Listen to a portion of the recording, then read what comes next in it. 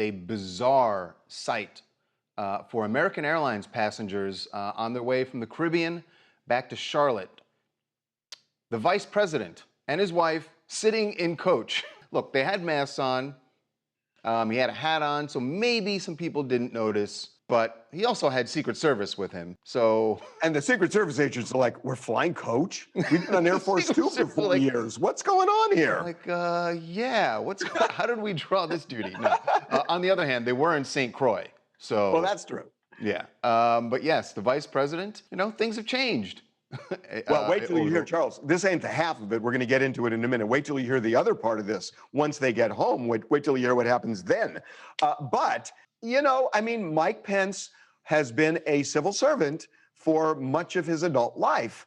And civil servants generally don't get rich. I mean, they might once they write a book or do... Once they write a book or if you're president, you leave office, that's a different story. Yeah, that's a whole different story.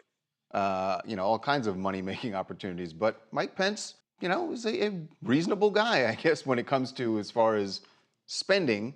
Well, Charles, let me explain, because this gets even crazy. Right, because, you may think, all right, it's kind of bizarre to see him in that situation, flying an economy, but he's doing everything economy these days because... He doesn't have a house. Dude doesn't have a house in D.C. He is couch surfing with friends because they don't have a home anymore. Remember, he was in the governor's mansion in Indiana, so they sold their home then, and then they moved to Washington, D.C., where he lived in the Naval Observatory mansion for 4 years. So they don't have a home, and they're not going to buy one until June in Indiana. So in the meantime, he's couch surfing with Karen. Wow. It's really fascinating. But this is life as civil servant. We have this idea that everybody is sort of wealthy at the top levels of government. But Harvey, to your point, he was the governor of Indiana. Not much of a salary there.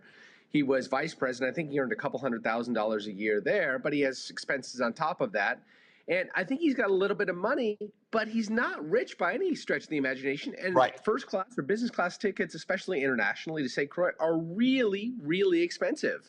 So he's got no money to fly first class, and he comes home and he's like, hey, we're still looking for a house. The good news is, presumably he'll move back to Indy. He can go on a speaking tour now. You're not allowed to do that when you're president. He can go on a speaking tour now. I'm sure he can garner, $100K at a speaking. Well, the problem, no. But Jason, the problem is with COVID, there's nowhere to speak. Yeah, that's a good point. Well, he's going to have to do Zoom, and nobody's going to pay for somebody to speak on Nobody's going to pay for Zoom. I mean, this is the worst time to leave office, I guess, because you can't make any money speaking. Yeah. If you see Mike Pence with a backpack, throw him a bill. Yeah.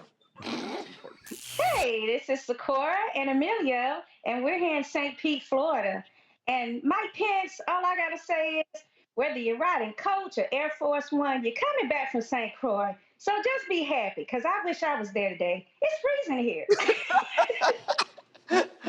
Oh, my God. But you're right. St. Croix looks to live by. beautiful right now, especially when you're locked inside for a long time.